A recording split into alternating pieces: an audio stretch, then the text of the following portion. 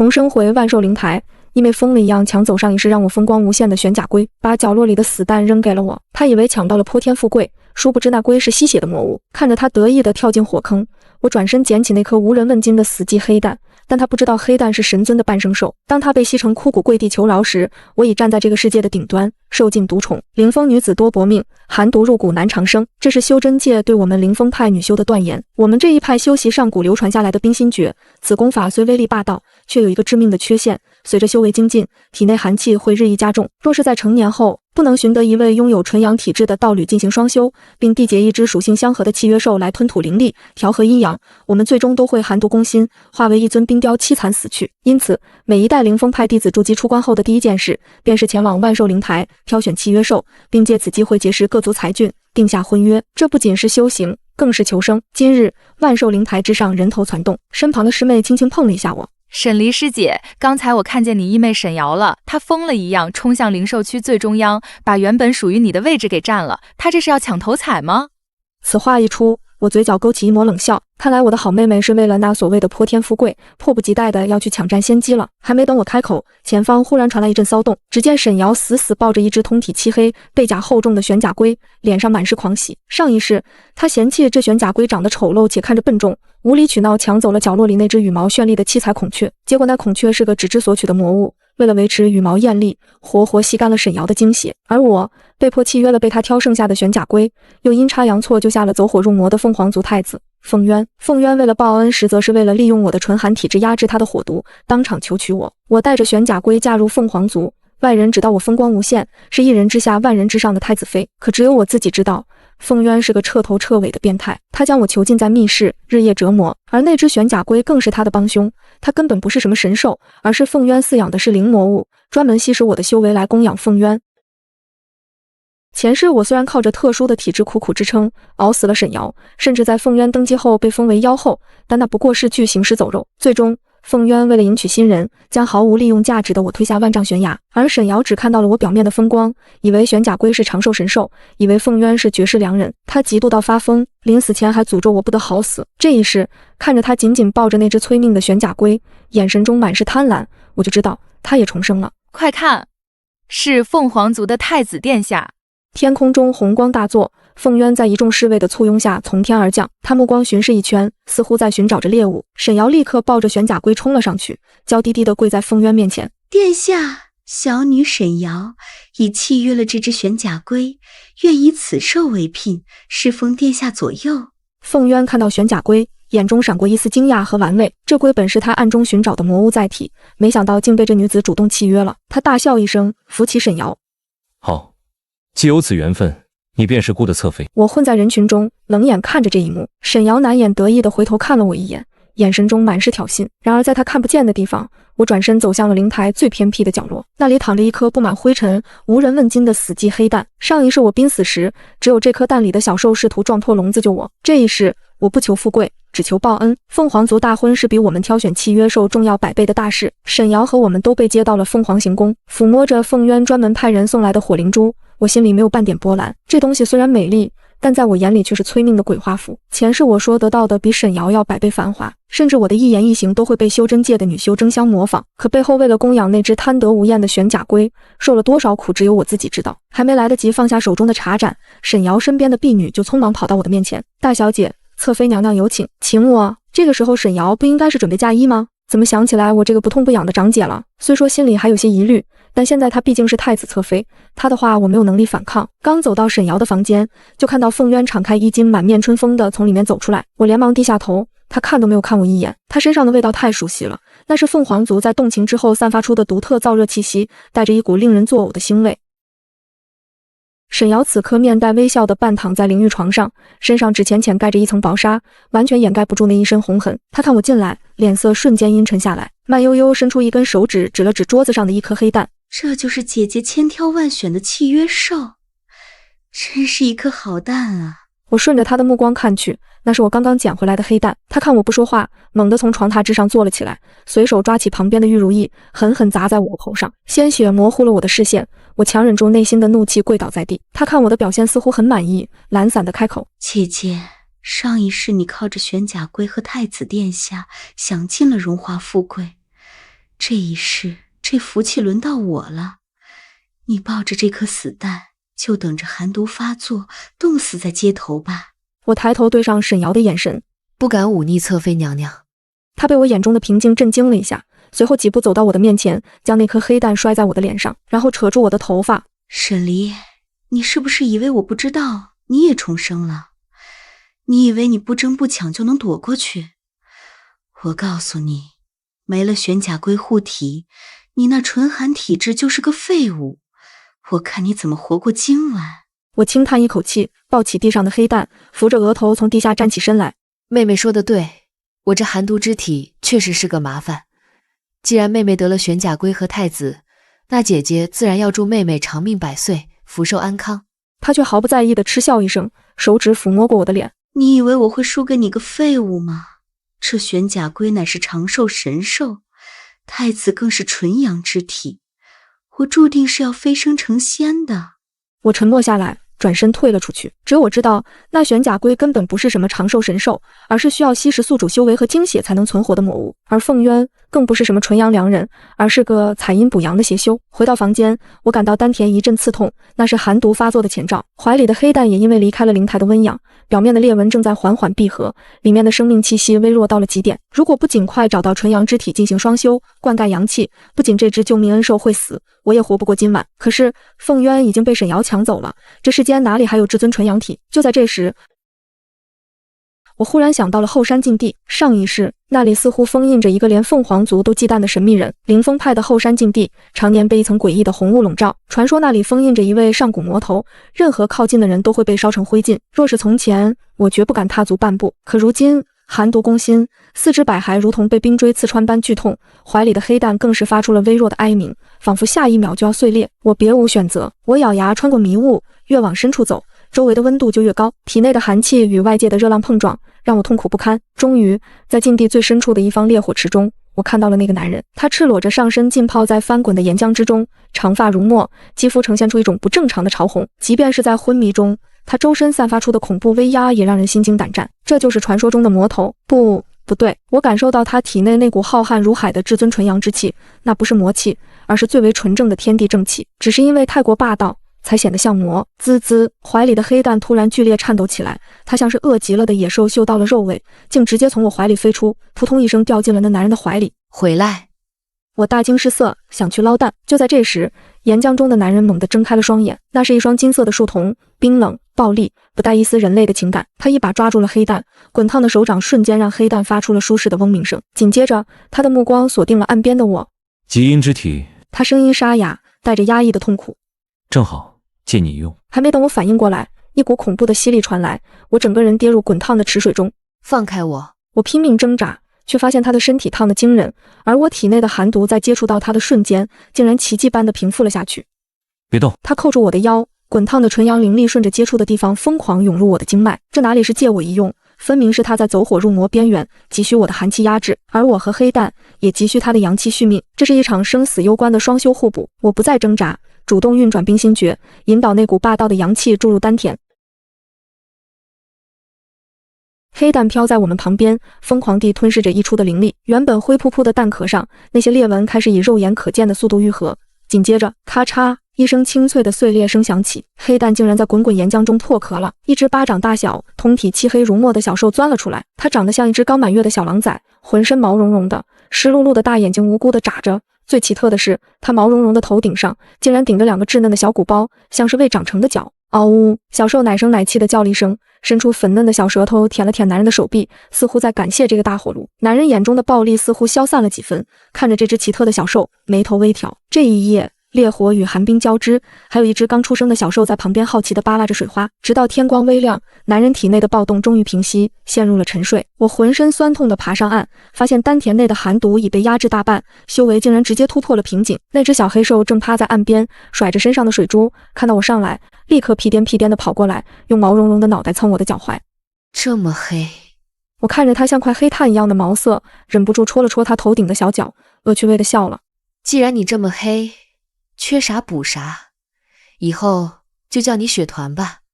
啊！小兽歪了歪头，似乎对这个名字很困惑，但还是乖巧地蹭了蹭我。看着男人俊美如神之的睡颜，我不敢久留。凤凰族的人若是发现我私闯禁地，定会杀了我。我抓起地上的衣服胡乱穿好，把雪团揣进怀里，匆匆逃离了这个是非之地。但我不知道的是，在我离开后不久，男人缓缓睁开了眼，看着手中残留的一缕寒气和那一小片破碎的黑色蛋壳，嘴角勾起一抹玩味的弧度。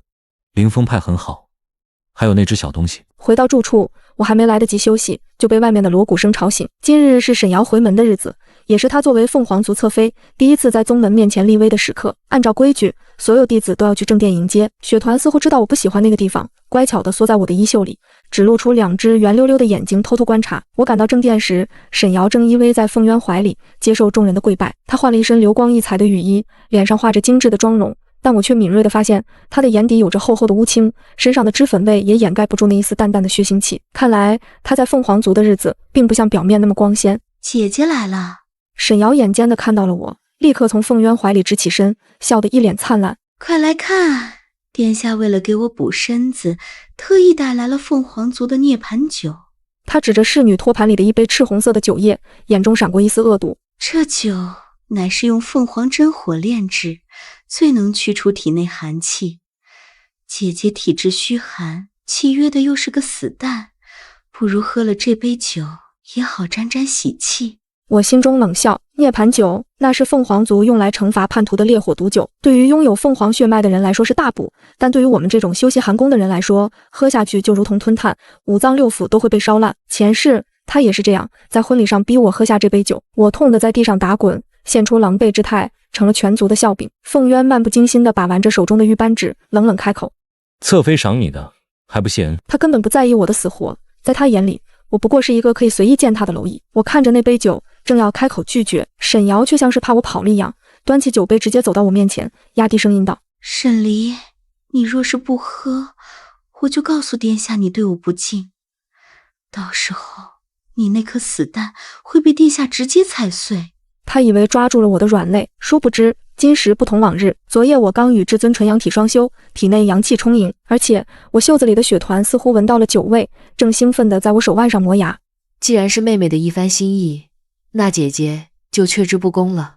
我接过酒杯，在沈瑶错愕的目光中举杯掩袖，假装一饮而尽。实际上，在袖子的遮挡下，那杯酒刚靠近唇边，就被探出头来的血团一口气吸干了。嗝，血团打了个小小的饱嗝，意犹未尽地舔了舔嘴巴，缩回了袖子里。那足以烧烂我5脏6腑的凤凰真火，对他来说竟然像是甜滋滋的饮料。我放下空酒杯，不仅没有露出痛苦之色，反而因为血团反哺的一丝暖意，面色红润，容光焕发。好酒。我微笑着看向目瞪口呆的沈瑶，多谢妹妹款待。这怎么可能？沈瑶失声尖叫，那是涅槃酒，你怎么可能没事？凤渊也猛地坐直了身体，死死盯着我，眼中闪过一丝惊疑。就在这时，异变突生，沈瑶怀里的那只玄甲龟似乎闻到了涅槃酒残留的香气，或者是感应到了血团身上那一丝若有若无的神兽威压，突然变得狂躁起来。他猛地从沈瑶怀里窜出，因为恐惧而慌不择路，竟一口咬住了沈瑶的手腕，贪婪地吸食着她体内因情绪波动而溢出的灵力。啊，痛，好痛！沈瑶惨叫一声，拼命甩手，但这玄甲龟咬合力惊人，竟硬生生撕下了她一块肉，鲜血喷溅，大殿内乱作一团。凤渊脸色铁青，一脚将玄甲龟踢飞。废物，连只畜生都管不好！玄甲龟被踢翻在地，却并没有缩回壳里，反而对着凤渊露出了獠牙，眼中闪烁着诡异的红光。而我袖子里的血团透过缝隙看着那只发狂的龟，不屑地哼了一声。我站在人群中，轻抚着袖中温热的小兽，冷眼看着这一场闹剧。好妹妹，这只是开始。那玄甲龟尝了血腥味，以后只会越来越贪婪。你以为的神兽，终将成为你的噩梦。回门宴上的闹剧让凤渊觉得丢尽了颜面。刚回到凤凰行宫，沈瑶还没来得及包扎手腕上的伤口，就被凤渊一巴掌狠狠扇倒在地。废物，本殿下带你回去是让你长脸的，不是让你去丢人现眼的。凤渊此时哪里还有人前那副深情款款的模样，他眼神阴鸷，一脚踩在沈瑶流血的手腕上，用力碾压，连只契约兽都控制不住。我要你何用？沈瑶痛得惨叫连连，眼泪鼻涕呼了一脸。殿下饶命，是那只龟，是他突然发疯，妾身也不知道为什么。闭嘴！凤渊厌恶地收回脚，冷冷地瞥了一眼缩在角落里的玄甲龟，这东西既然认了你为主，若是再有下次，我就把你剁碎了喂它。说完，他拂袖而去，并命人将房门锁死，不许沈瑶踏出半步。沈瑶瘫软在地上，绝望地看着紧闭的房门。他不明白，明明上一世姐姐嫁给凤渊后风光无限，为什么轮到他就就变成了这样。就在这时，角落里的玄甲龟缓缓爬了过来，它那一双绿豆大小的眼睛里闪烁着贪婪的光芒，死死盯着沈瑶还在流血的手腕。滚开，你这只畜生！沈瑶惊恐地想要踢开它，但这只平日里看起来笨重的乌龟此刻却灵活得惊人，它猛地一跃，直接趴在了沈瑶的丹田处，一股恐怖的吸力传来。啊！沈瑶感觉体内的灵力正在疯狂流失，甚至连骨髓深处都传来一阵阵钻心的剧痛，仿佛有什么东西正在啃食他的骨头，那是吸髓之痛。他惊恐地发现自己原本筑基期的修为竟然在以肉眼可见的速度倒退，而那只玄甲龟的壳上原本暗淡的纹路却变得越来越亮。不要吸我的修为，那是我的！沈瑶拼命挣扎，但那玄甲龟就像是长在他身上一样，纹丝不动，直到他痛得昏死过去，玄甲龟才心满意足地打了个饱嗝，慢悠悠地爬回角落睡觉。而此时的沈瑶，原本丰腴的脸颊已经微微凹陷，发丝也枯黄了几分，仿佛在一夜之间老了10岁。他终于明白，这哪里是什么长寿神兽，分明是一只披着龟壳的吸血恶魔。可是开弓没有回头箭，他抢来的福气，如今只能打碎了牙往肚里咽。另一边，凌风派后山禁地，烈火池中的岩浆已经平息，那个俊美如神之的男人缓缓从池中站起，赤裸的上身肌肉线条流畅，散发着令人窒息的纯阳之气。他抬起手，看着掌心残留的一缕冰蓝色的寒气，那是昨夜那个女人留下的极阴之体，还有那只破壳的小东西。男人微微眯起金色的树瞳，嘴角勾起一抹玩味的笑意。昨夜他走火入魔，神志不清，但身体的记忆却格外清晰。那个女人不仅救了他，还带走了他的一缕本源阳气。更重要的是，那只破壳的小兽竟然与他产生了一丝若有若无的血脉羁绊。呵，睡了本尊就跑！他随手一挥，一件玄色长袍凭空出现，裹住了他修长的身躯。凌风派沈离是吗？本尊倒要看看你能跑到哪里去。自从回门宴后，我就一直闭门不出，对外宣称是在闭关修炼，实际上我是为了躲避风头，也是为了照顾那个突然变身大胃王的雪团。嗷呜嗷呜！雪团趴在桌子上，两只前爪抱着一块上品零食，像啃骨头一样，咔嚓咔嚓几口就给嚼碎吞了下去。吃完后，他还意犹未尽地舔了舔爪子，眨巴着水汪汪的大眼睛看着我，头顶的2个小脚微微发亮，仿佛在说还要。我看着桌上那一堆零食粉末，感到一阵肉痛，这可是我攒了好几年的积蓄啊，这才短短3天就被这小家伙吃了一半。雪团啊，你是个无底洞吗？我戳了戳他圆滚滚的小肚子，再这么吃下去，你娘我就要破产了。敖雪团无辜地蹭了蹭我的手指，还讨好的翻了个身，露出粉嫩的肚皮让我摸。我叹了口气，认命的又掏出一块零食。没办法，谁让他是我的救命恩兽呢？而且我能感觉到，随着他吞噬的零食越多，他体内的力量就越强，连带着我也受益匪浅。自从契约了雪团，我体内的寒毒再也没有发作过，修为更是突飞猛进，短短几日就已经摸到了筑基中期的门槛，这在以前是我想都不敢想的速度。就在我为零食发愁的时候，门外忽然传来了敲门声。大小姐，宗门发了任务，说是后山药园出现了一只偷吃灵药的妖兽，悬赏100块上品零食捉拿。100块上品零食，我眼睛一亮，雪团的耳朵也瞬间竖了起来，这简直是瞌睡送枕头。接这个任务我接了，我一把捞起雪团揣进怀里，推门而出。来到药园时，这里已经聚集了不少弟子，大家都想抓到那只妖兽换取灵食。听说那妖兽速度极快，连执法堂的师兄都没抓到，而且他专挑珍稀灵药吃，药园长老都快气疯了。正议论着，忽然一道黑影从草丛中窜出，直奔一株刚刚成熟的千年珠果而去。在那，快抓！众弟子一拥而上，各种法术乱飞，但那黑影灵活得不可思议，左闪右避，竟然毫发无伤。就在他即将咬住珠果的瞬间，我怀里的雪团突然探出了脑袋。嗷！一声稚嫩却充满威严的低吼声响起，那道黑影猛地一僵，像是遇到了什么天敌一般，竟然直接从半空中跌落下来，瑟瑟发抖地趴在地上不敢动弹。众人定睛一看，原来是一只2阶的寻宝鼠，所有人都愣住了。这只连执法堂都抓不到的寻宝鼠，竟然被我怀里这只看起来人畜无害的小奶狗一声吼给吓趴下了。我摸了摸雪团的脑袋，心中暗喜，看来我这只灭世神兽，即便是在幼年期，也有着不为人知的血脉压制力啊！我走上前，一把拎起那只寻宝鼠，对着目瞪口呆的众人微微一笑。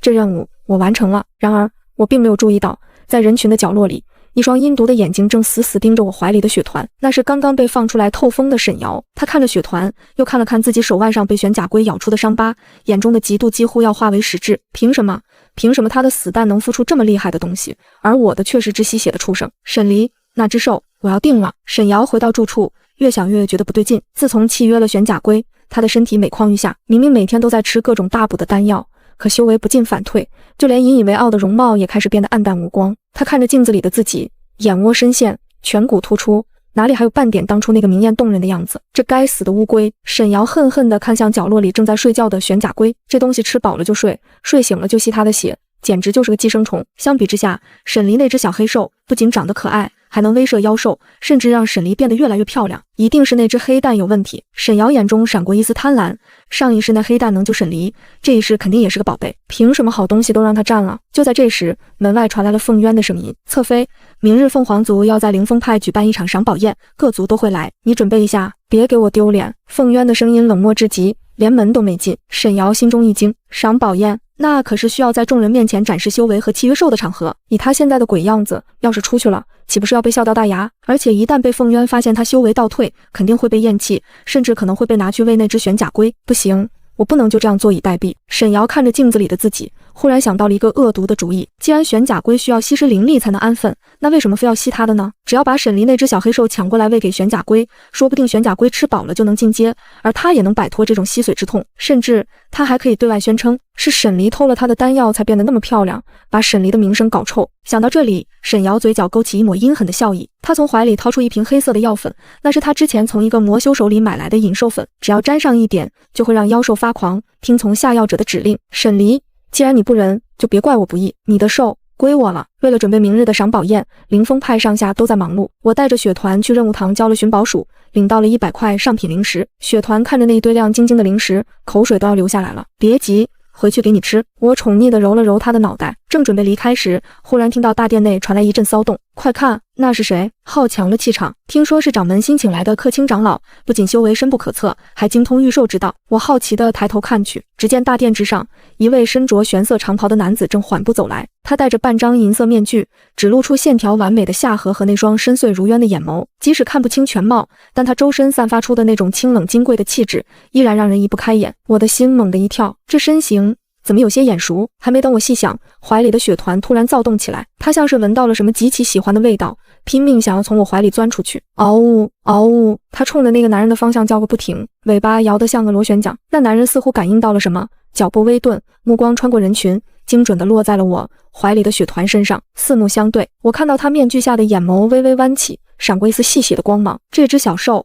倒是别致，他声音低沉磁性，听得我耳朵有些发痒。掌门见状，连忙介绍道：这位是墨尊者，也是此次赏宝宴的特邀鉴宝师沈离。既然尊者对你的契约兽感兴趣，还不快抱上来给尊者看看？我心里咯噔一下，直觉告诉我这个男人很危险，而且雪团对他那种莫名的亲近感，让我有一种不祥的预感。难道他发现了雪团的不凡？我硬着头皮走上前，行了一礼，弟子沈离见过墨尊者。男人并没有伸手接雪团，而是微微俯身凑近了我的耳边，一股熟悉的带着烈火气息的纯阳之力扑面而来，让我体内的冰心觉得不由自主地运转起来。我瞳孔骤缩，这气息分明就是那天在禁地里的那个男人沈离。他用只有我们2个人能听到的声音轻笑着说道：你的这只雪团长得倒是有些像本尊，你说这是为何？我的脸瞬间爆红，像他，雪团可是个蛋孵出来的，他这是在暗示什么？暗示那晚的双休吗？尊者说笑了。我强装镇定，死死按住想要扑进他怀里的雪团。这不过是只普通的变异狼犬，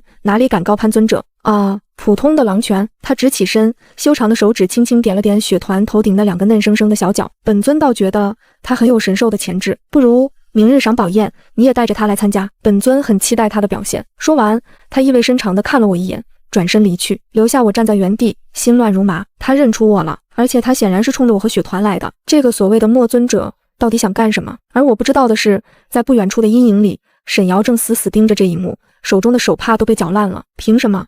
凭什么连那个神秘的客卿长老都对他另眼相看？沈离，明日赏宝宴就是你的死期。次日，凌风派的主峰大殿热闹非凡，凤凰族带来的奇珍异宝摆满了长桌，各族修士推杯换盏，气氛热烈。我抱着雪团坐在角落里，尽量降低自己的存在感。但雪团这个小吃货闻到了桌上灵果的香气，一直不安分地扭动着身子。乖，别闹！我塞给他一块零食，试图堵住他的嘴。高台上，凤渊正搂着沈瑶，接受众人的恭维。今日的沈瑶打扮得格外妖艳，她穿着一身大红色的雨衣，脸上涂了厚厚的脂粉，遮盖住了原本有些憔悴的面容。但最引人注目的是她怀里的那只玄甲龟，那只龟此刻不知为何竟然变得格外安静，龟壳上甚至泛着一层诡异的金光，看起来颇有几分神兽的威严。这就是凤凰太子妃契约的神兽玄甲龟吗？果然气度不凡。听说此龟防御无双，而且能反哺主人，真是令人羡慕啊！听着周围的夸赞声，沈瑶脸上露出了得意的笑容。她挑衅地看了我一眼，眼神中满是恶毒。只有我知道，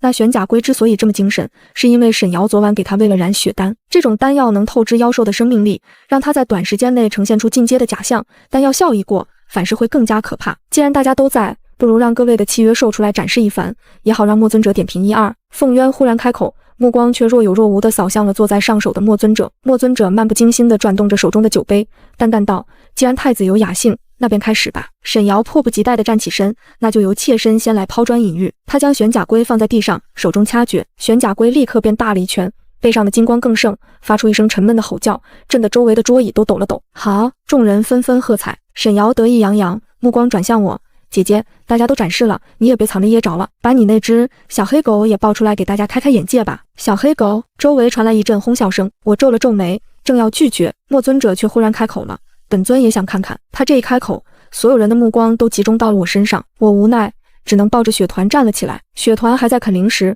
被我突然抱起来，一脸懵懂地抬起头，嘴边还沾着零食粉末，看起来傻乎乎的。噗！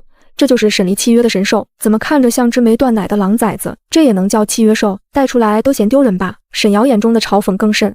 姐姐，你这只兽，怕是连我的玄甲龟一根脚趾头都比不上吧？不如让他们比试比试。他话音刚落，手指微动，悄悄捏碎了藏在袖中的隐兽粉药丸，一股无色无味的粉末顺着风飘向了雪团。只要雪团吸入这粉末，就会瞬间发狂，攻击周围的人。到时候，他就可以名正言顺地让玄甲龟镇压这只疯兽，甚至趁机杀了他。那股粉末飘到雪团鼻尖时，他确实打了个喷嚏。阿嚏！沈瑶心中狂喜，发作了，快发狂吧！然而下一秒，雪团揉了揉鼻子，竟然露出了嫌弃的表情。他转过头，对着沈瑶的方向张开嘴，呼！一股黑色的旋风从他口中喷出，竟然精准地将那些还没散开的药粉全部吹回了沈瑶的脸上。嗨嗨咳，什么东西？沈瑶猝不及防吸入了一大口药粉，顿时被呛得眼泪直流。更可怕的是，这隐兽粉不仅能让兽发狂，对契约了妖兽的人也有副作用。沈瑶只觉得体内气血翻涌，原本被压制的玄甲龟突然变得躁动不安，他闻到了沈瑶身上那股浓烈的药味，那是让他兴奋的味道。好！原本趴在地上的玄甲龟猛地暴起，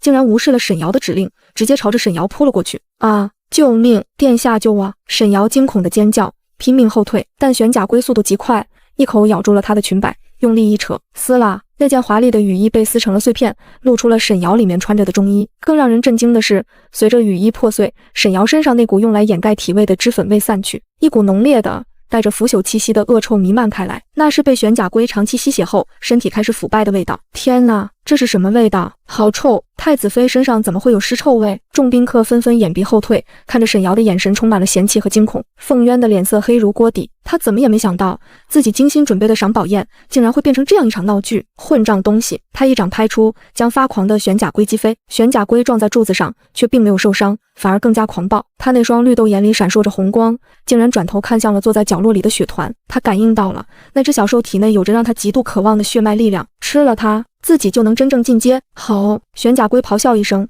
竟然舍弃了沈瑶，张开血盆大口，朝着我怀里的雪团扑来。小心！我下意识地护住雪团。就在这千钧一发之际，一直坐在高台上的莫尊者动了，他仅仅是抬起了一根手指，轻轻一弹，定！一道金色的光芒瞬间笼罩了玄甲龟。那只狂暴的巨兽像是被施了定身术一样，僵硬在半空中，再也无法寸进。莫尊者缓缓站起身，目光冰冷地扫过狼狈不堪的沈瑶和凤渊。凤凰族的待客之道，真是让本尊大开眼界。他一步步走到我面前，低头看着我怀里正好奇地盯着金光的雪团，眼中闪过一丝宠溺的笑意。小东西，没事吧？雪团似乎认出了这股熟悉的气息，欢快地叫了一声，伸出爪子想要去抓那道金光。我愣愣地看着面前的男人，他刚刚是在保护我们吗？而此时的沈瑶衣衫褴褛地瘫坐在地上，看着莫尊者对我那种特殊的态度，眼中的嫉妒和恨意几乎要将他吞噬。凭什么？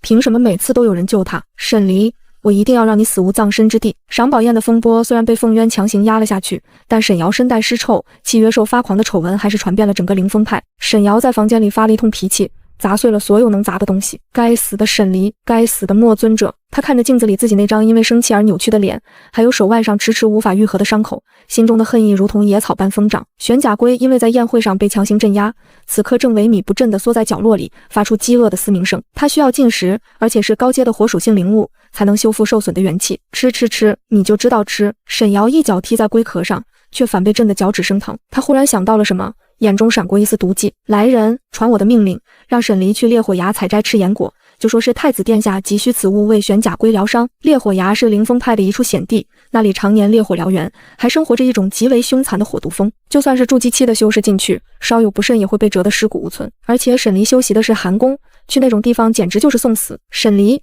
既然你那么喜欢出风头，那我就让你去烈火崖好好出个够。接到命令时，我正在给雪团喂灵食，传话的侍女一脸倨傲：大小姐，这可是侧妃娘娘的命令，也是为了太子殿下的神寿。你身为灵峰派弟子，难道想抗命吗？我看着他那副狐假虎威的样子，心中冷笑，让我去烈火崖。沈瑶这算盘打得我在西院都听见了。不过我摸了摸怀里雪团的小脑袋，这小家伙自从上次吸了凤凰真火后，就对火属性的东西特别感兴趣。烈火崖虽然危险，但对现在的我和雪团来说，或许是个不错的自助餐厅。既然是为了太子殿下，那我自然义不容辞。我接过令牌，在侍女嘲讽的目光中，带着雪团前往了烈火崖。刚踏入烈火崖，一股灼热的气浪便扑面而来。若是以前，我肯定需要时刻运转灵力抵抗，但现在体内那股至尊纯阳之气自动护体，让我在这烈火中如履平地。嗷呜！雪团兴奋地从我怀里跳出来，撒欢似的在滚烫的岩石上跑来跑去，时不时还张嘴吸一口周围的火灵气，一脸享受。我们一路深入，很快就找到了生长在悬崖峭壁上的赤岩果。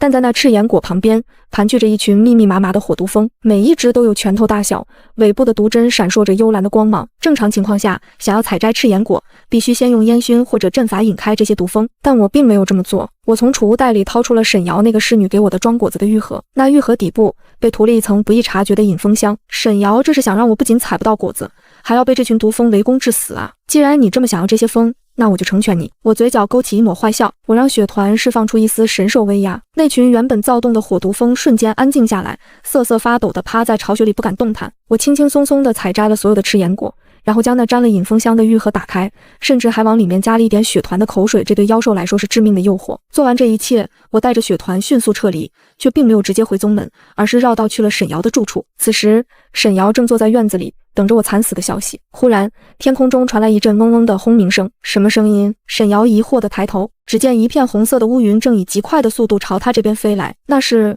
火毒蜂。沈瑶大惊失色，怎么会飞到这里来？还没等他反应过来，那群火毒蜂已经闻到了他身上残留的引蜂香味道，侍女接触过他，以及玉盒里那诱人的气息，他们以为是这个女人抢走了他们的宝贝。嗡！成千上万只火毒蜂俯冲而下，将沈瑶团团包围。啊！救命！滚开！快滚开！沈瑶凄厉的惨叫声响彻云霄，她拼命挥舞着手臂，但这根本无济于事。那些毒蜂狠狠地折在她的脸上、手上、身上，每一针下去都会肿起一个大包，火毒入体，痛不欲生。等凤渊带着人赶到驱散毒蜂时，沈瑶已经瘫在地上奄奄一息。原本那张虽然憔悴但还算清秀的脸，此刻肿得像个猪头，眼睛眯成了一条缝，嘴唇更是肿得像2根香肠，连话都说不出来。呜！我的脸！沈瑶看着凤渊那嫌弃到极点的眼神，两眼一翻，彻底晕了过去。而我正站在远处的山头，看着这一幕，心情大好的给雪团喂了一颗赤岩果。好吃吗？嗷呜，好吃，那就多吃点，以后还有好戏看呢。沈瑶在床上躺了整整3天，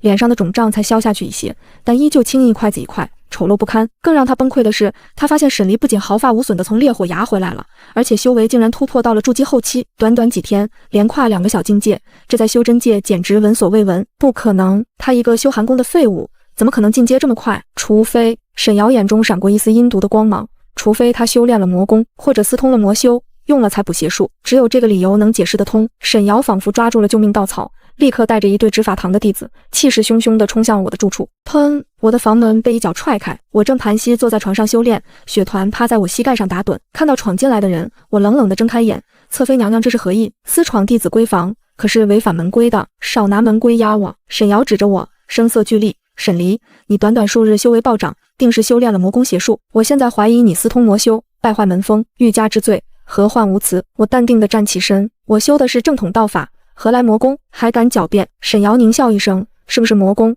查查你的丹田就知道了。来人，给我按住他！几个执法堂的弟子有些犹豫，毕竟我是灵峰派的大师姐，还愣着干什么？我是太子侧妃，出了事我担着。沈瑶怒吼，那些弟子不敢违抗，只能上前一左一右按住了我的肩膀。沈瑶从袖中掏出一把泛着寒光的破魔刃，这是一种专门用来废除魔修修为的法器，一旦刺入丹田，不仅修为尽废，还会遭受万蚁噬心之痛。他一步步走到我面前，眼中的恶意几乎要溢出来。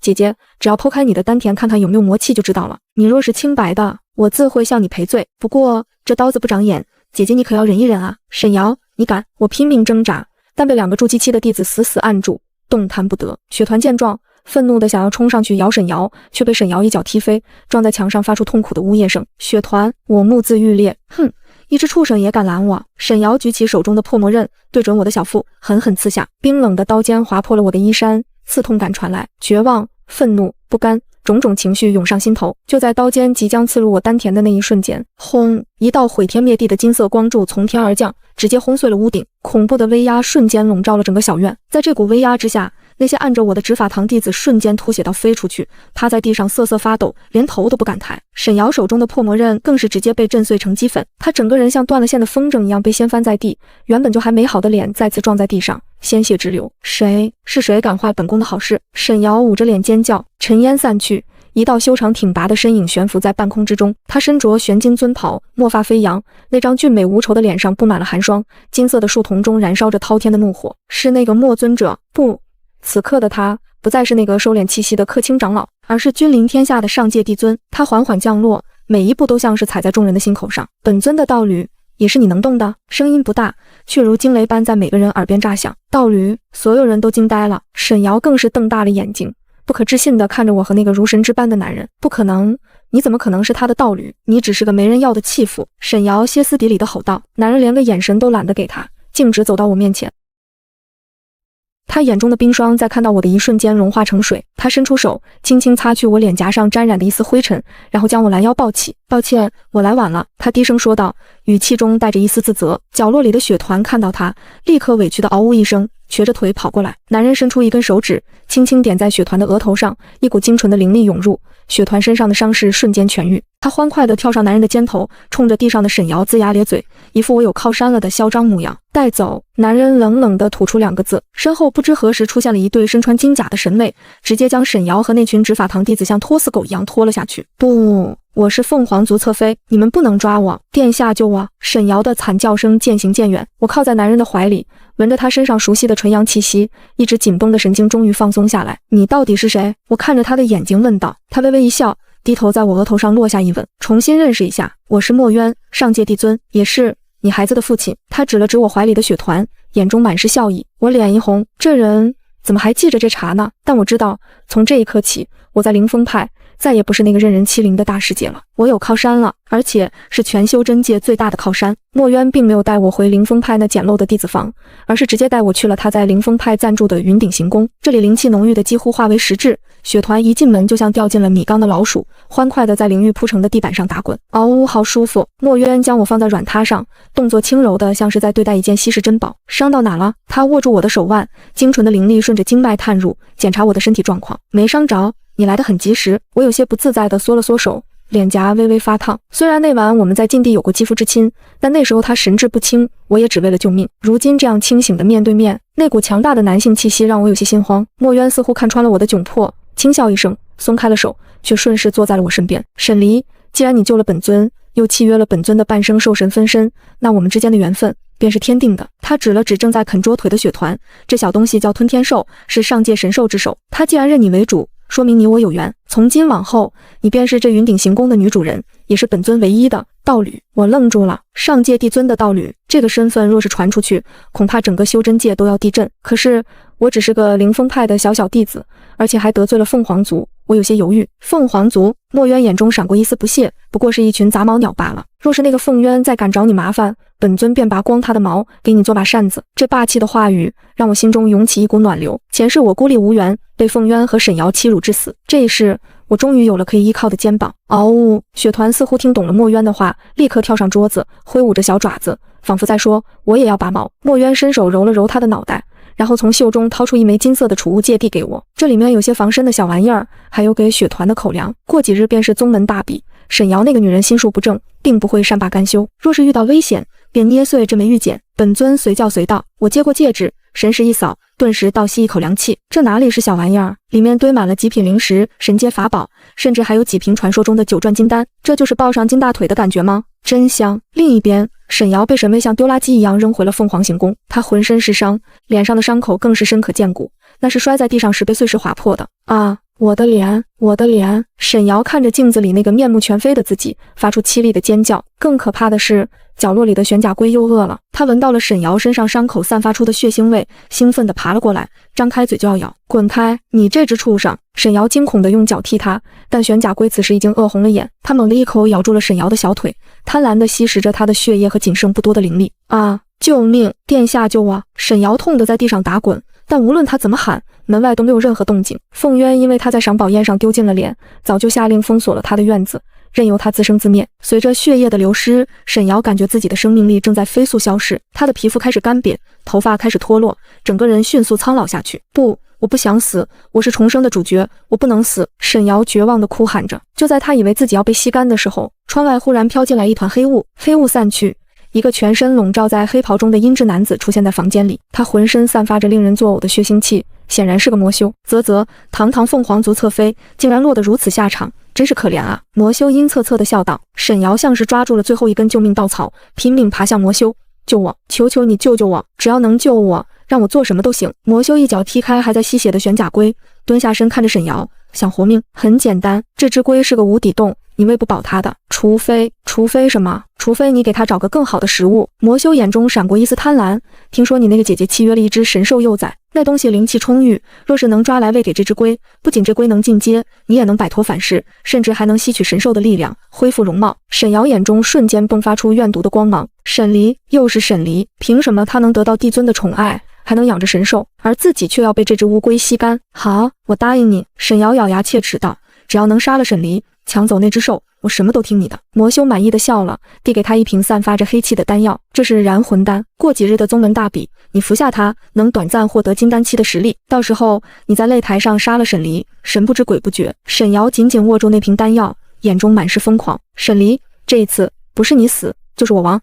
晨钟敲响，宗门大比的钟声震得人耳膜发疼。我盘膝坐在破旧的木床上，轻轻顺着血团的黑毛，这小家伙打了个饱嗝，脑袋直往我掌心里蹭。房门突然被人从外面粗暴的一脚狠狠踹开，木屑飞溅，几个穿着紫袍的长老气势汹汹闯了进来，带头的正是平日里满嘴仁义道德的执法堂张长老，他瞪着一双浑浊的眼珠子，死死盯着我怀里的血团。沈离，你别在这装死，大比马上就要开始了。张长老一拍桌子，震得桌上的破茶碗摔在地上粉碎。我掀起眼皮，冷冷地扫了这群道貌岸然的老东西一眼。长老有何指教？莫非连参战的弟子也要禁足？旁边的大长老摸着胡子，阴沉沉地开了口，少在这阴阳怪气，做人不能忘本，不能没良心。你爹娘死得早，是宗门一口饭一口汤把你喂大的，如今你妹妹瑶儿脸毁了，太子殿下正憋着火气。我心底冷笑，这就是我的好宗门，好长辈。张长老唾沫横飞地指着我的鼻子破口大骂，你个不识好歹的小畜生，要是敢在擂台上赢了瑶儿，那就是狠狠扇了凤凰族的脸。你想让全宗喝西北风吗？听清楚了，一会上了台，乖乖趴在地上磕头认输。大长老接过话茬，三角眼里满是算计的贪婪。还有，把你手里那只黑狗崽子交出来给瑶儿赔罪。他那只神龟最近胃口不好，正好拿着狗崽子塞牙缝。他们甚至懒得掩饰那副令人作呕的剥削嘴脸，在他们眼里，我不过是个随时可以牺牲的贱命血包。我不怒反笑，抬手轻轻捏住血团呲出的獠牙。若是我不答应呢？这擂台我偏要站着打。小贱妇，给你脸不要脸是吧？张长老气急败坏，猛地抽出腰间的带刺法鞭，咱们走着瞧，老子有100种弄死你的阴损法子。几个老东西骂骂咧咧地转身摔门而去。我盯着他们离去的背影，用力捏紧了拳头。血团喉咙里发出低沉咆哮，他早就闻到了恶臭的杀机。这群老狗肯定在我的千石上做了手脚，避无可避了。大比擂台设在主峰崖边，四周早就挤满了黑压压的人头。天空中忽然掠过一团极其刺眼的火红色灵光，凤凰族的太子凤渊踩着华丽的灵剑傲慢降临，他怀里搂着一个戴着厚重黑面纱的柔弱女人。即便隔着老远，我也能闻到沈瑶身上那股腐烂的尸臭味。全场弟子立刻像狗见了骨头一样跪倒在地，高呼千岁。沈瑶颤巍巍地从剑上跳下来，脚下一软扑在地上，他立刻扯着嗓子发出一声极其刺耳的悲啼：大家评评理啊，我不活了啊，我这脸毁得好惨啊。他一边嚎啕大哭，一边用那只溃烂的手指着台下的我。我亲姐姐见不得我过好日子，下恶毒妖术毁我的脸啊，我日日夜夜供着他他却是个白眼狼，想逼死我啊！这下三烂的倒打一耙，瞬间点燃了全场的盲目怒火。这群没长脑子的蠢货最喜欢看这种弱者被欺压的戏码。台下的谩骂声像臭水沟里的苍蝇一样嗡嗡炸开。呸！这女人心肠比茅坑里的石头还黑，平日里装出一副清高样，背地里竟然是个歹毒婊子，赶紧滚出宗门！咱们林峰派没你这种下贱东西！唾沫星子几乎要将我淹没，鼻的眼睛像刀子一样弯过来。凤渊居高临下的瞥了我一眼，眼底全是不加掩饰的厌恶，心如蛇蝎的毒妇。本殿下看你一眼都觉得脏了眼。我静静站在原地，甚至连眉毛都没有皱一下。我紧紧盯着沈瑶怀里那只不断疯狂挣扎的玄甲龟，那龟壳上已经裂开了一条条血痕，渗出黑红的毒血。它发出痛苦的凄厉嘶吼，显然反噬已经快要压制不住了。沈瑶被玄甲龟咬得浑身发抖，眼中闪过一抹狠厉的疯狂。他趁着凤渊转头，迅速从袖子里掏出一颗冒黑气的药丸，他像恶狗扑食一样，将那颗燃魂丹直接生吞了下去。不过短短几息的功夫，沈瑶周身的空气都扭曲了起来，原本只有筑基期的修为，竟然诡异的一路狂飙突进，直到稳稳停在金丹期的恐怖境界。连凤渊都惊异地挑起眉。裁判长老假咳一声，装模作样地从签筒里抽出一块玉牌。第一局，沈离对战沈瑶，生死不论。这种丧心病狂的暗箱操作，甚至连表面掩饰都懒得掩饰了。我无视了漫天的辱骂，抱着血团一步步走上擂台，石阶上的每一步都走得极其沉稳，连呼吸都不曾乱半分。四周升起厚重的金色结界墙，彻底切断了擂台与外界的联系，就像是一个专门为我量身打造的封闭屠宰场。结界刚一合拢，沈瑶就迫不及待地扯下了脸上的黑面纱，台下顿时响起一片倒吸冷气和疯狂作呕的声音。那张脸上的肉几乎全烂了，黄水混合着脓血往下滴答。沈瑶毫不在意，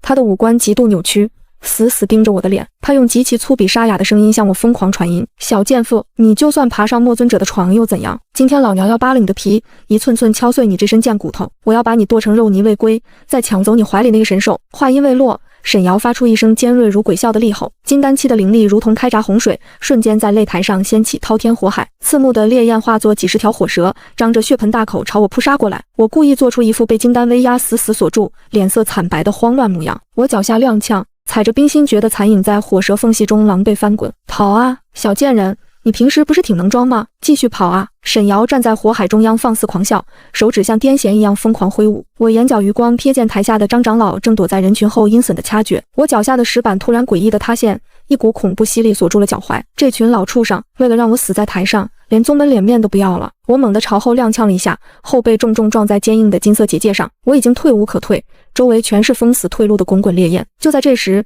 沈瑶怀里的玄甲龟彻底陷入了暴走的疯狂，它直接扯断了沈瑶的手指，化作一头几丈高的恐怖巨兽。玄甲龟那双滴着毒液的血红眼睛死死锁定了血团，它像一座肉山般砸了过来，张开能吞噬巨石的血盆大口。血团在我怀里发出凄厉叫声，似乎被彻底吓破了胆。这还没完，沈瑶双手合十，硬生生抽干经脉里的燃魂之力，那些狂暴的灵力在半空中凝聚成一把10几米长的血色巨剑，剑刃上缠绕着令人作呕的怨气，连空气都划出刺耳的尖笑。去死吧，你的一切都是我的，给我滚下地狱吧！沈瑶五官疯狂渗血，犹如恶鬼附身，双手狠狠向下一挥，血色巨剑带着毁天灭地的恐怖威压，朝着我的心脏贯穿而下。我立刻扭头死死看向负责擂台救援的裁判长老，那个老匹夫竟然在这个时候转过身去，假装低头整理袍角。全宗门的人都在等着我死，没有任何人会来拉我一把。台下的凤渊嘴角勾起一抹残忍的冷笑，甚至开始拍手叫好。血色巨剑撕裂了结界内的空气，发出鬼哭狼嚎般的凄厉啸叫，狂暴的气流瞬间掀翻了擂台表面所有的青石地砖，漫天碎石砸在我的身上，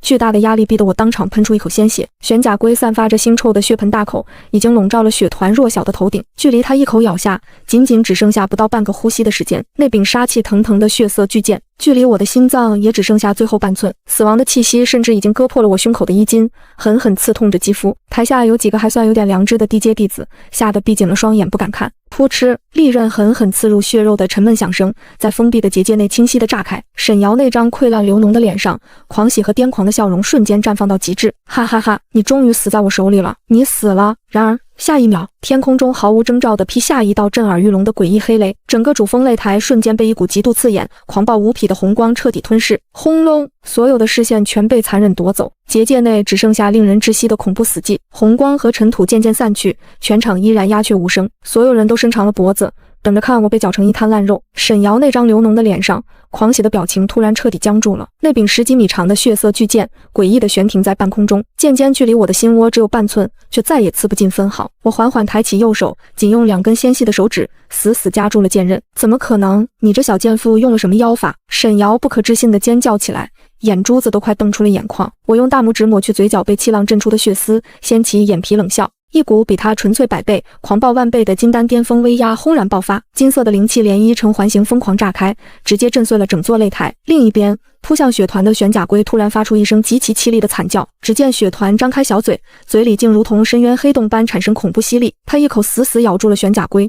只听咔嚓一声急脆的闷响，那坚不可摧的龟壳被硬生生咬下半个，玄甲龟鲜血狂喷。我2指猛地发力，砰的一声将沈瑶的血剑直接折断捏碎。啊！沈瑶遭到术法反噬，惨叫着连退10几步。我脚踏残影，瞬间欺身上前，抬手举起一记冰心绝虫掌，狂暴的极寒掌风狠狠拍在他的丹田之上。沈瑶像破麻袋一样横飞出去，重重砸在残破的石柱上滑落。台下那些刚才还在疯狂辱骂我的弟子，全部扑通跪地。金丹巅峰的恐怖威压压得他们根本抬不起头，瑟瑟发抖。躲在人群后暗中搞鬼的张长老当场狂喷出3大口黑血，他遭到了阵法暴力的反冲，直挺挺地瘫倒在地上，剧烈抽搐。我居高临下地踩着沈瑶的烂脸，冷冷地吐出一句：费了这么大劲嗑药作弊，你就这点本事？沈瑶体内的燃魂丹药效被我一掌彻底打散，她的经脉开始根根寸断，痛得在擂台废墟上疯狂打滚嘶嚎。好痛！我的修为，我的灵根全毁了。那只被咬掉半个龟壳的玄甲龟为了活命彻底发了狂，他红着眼睛冲向沈瑶，一口狠狠咬住了沈瑶的大腿，大块的血肉被他生生撕扯下来。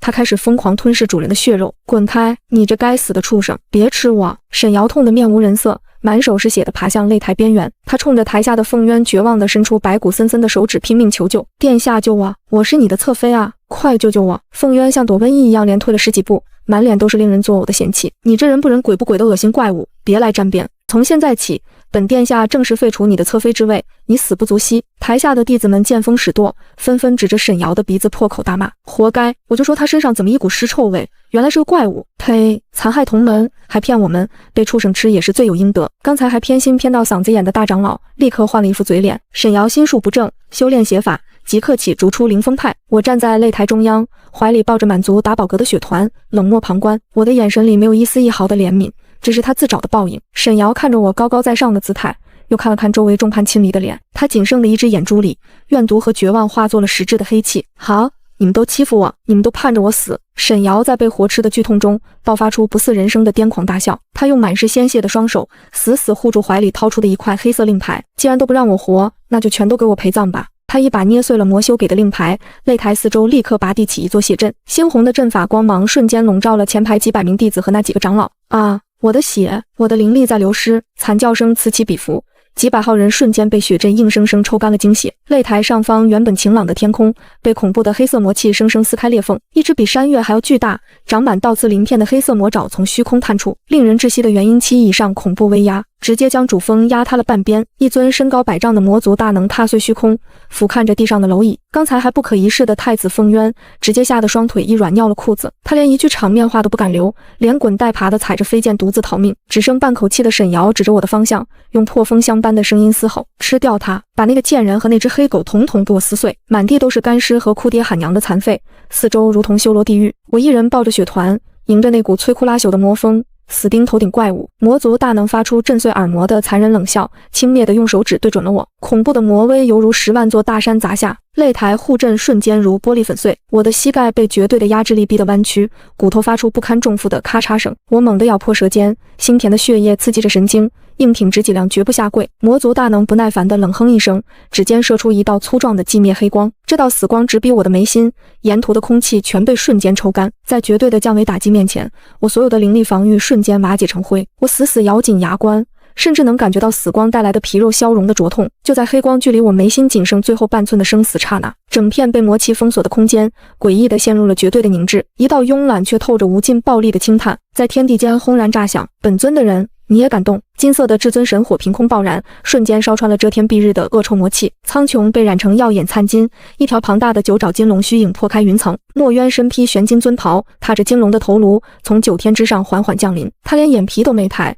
瞬移般出现在我身侧，霸道地将我揽入怀中。那股能压碎山河的魔威，在他靠近的瞬间冰消瓦解。刚才还狂傲无边的魔族大能，看清墨渊脸庞，瞬间吓得肝胆俱裂。100丈高的庞大魔躯剧烈哆嗦，直接在半空中双膝重重跪下，帝尊饶命，小人不知这是您的道侣。魔族大能拼命在虚空中磕头，把脑袋磕得鲜血淋漓。墨渊根本没看他哪怕一眼，只是低头轻轻抚顺我被吹乱的鬓发，伤着没？他的声音极尽温柔，甚至带着一丝后怕。我摇了摇头，靠在他散发着纯阳之气的胸口，紧绷神经放松。墨渊漫不经心地抬起左手，伸出一根修长食指，冲天上一点。那尊恐怖的魔族大能连半句惨叫都没来得及发出，从内到外猛地爆开一团纯金色的神火，瞬间烧成了虚无飞灰。火舌瞬时蔓延，将天空中残留的所有魔气连同裂缝烧得干净。只用了一根手指，便彻底清场，天地间重回朗朗乾坤。幸存的灵风派弟子和长老们像看着活爹一样，跪在废墟中磕头。躺在血泊里被啃了一半的沈瑶，死死瞪大仅剩的一只独眼。他残破的心智被墨渊这堪称神迹的一指彻底击溃。为什么？